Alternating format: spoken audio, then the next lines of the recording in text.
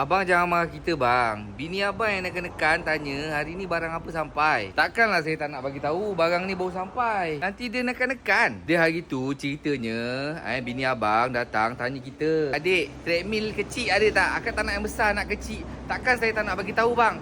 Ni treadmill kecil ni baru sampai tadi. Macam ni lah bang, saya boleh tolong abang reply mesej bini abang ni lambat-lambat. Saya risau nanti dia tahu pula kerusi single ni sampai ni. Ada 2 biji ni Ui, bahaya. Saya pun dah fikir satu ayat untuk cegah bini abang ni datang kedai kita. Nanti kan dia tahu pula barang-barang macam ni tempat gantung baju dengan tempat gantung pasu ni baru sampai hari ni Jangan risau bang.